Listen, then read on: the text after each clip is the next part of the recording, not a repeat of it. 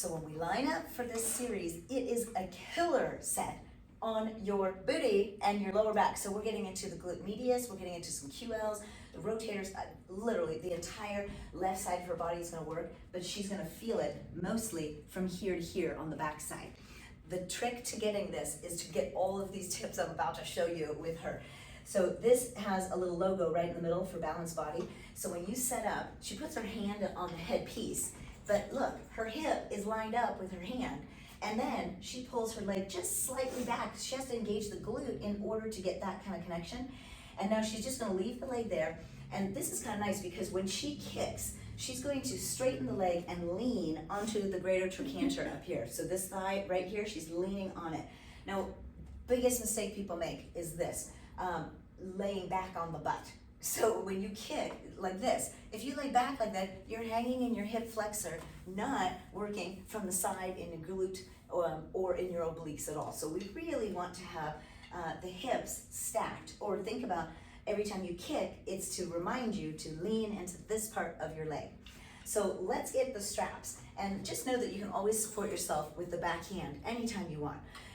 The first one that she does is that she's gonna dive, she's gonna reach her left arm and pull it back to me this way, Glynis, and turn this way. Now this is where you're gonna have this arm reaching out to the side. Now we're gonna rotate and rotate. And you don't have to add kicks, but it is easier if you do add the kick, because when she reaches this arm, really reaching that arm, that's where she's going to have to work so much right here to stabilize. Go into a dive. I would just keep this knee bent and focus on the head down, roll, exhale, and then inhale, lift. Now here's the important part. When you dive down, she's going to bring her hands really close down and push. And mostly it's going to be this arm here, her left arm. The other arm could reach this way, and now she's minimizing it unless she had to use it. But here's another really important thing. Watch how she's articulating. She's gonna lift from here first, glutes, lower back, ribs, head. Now head goes down first, then through the shoulders, ripple, ripple, ripple, starting the work down here and moving all the way up the spine. This is like pike to plank. That's what you should be doing in pike to plank when we're just straight squared off there. But now it's on a rotated angle. It's so challenging.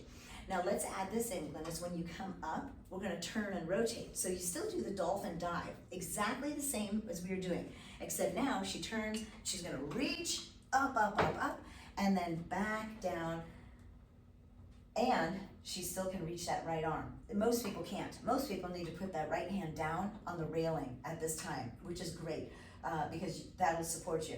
But one more important thing, she is engaging her glute, and when she comes up, she's shifting the weight to this thigh onto the bone. And then the last part, we don't dive anymore. We stay lifted, and you probably are gonna need to support your fingers on the back railing. You reach to the ceiling as you inhale, you exhale, you rotate down. And now she's able to reach her arms out. Most people need to have that right hand supporting. So let's say you're getting stronger. You know what you could do is take this hand, slide it out here, less support, but just enough that you can do it. But here again, that's the initiator. Glute is doing all of the initiation to get you up to that rotation at the top. Whew, that's a killer set. Whew.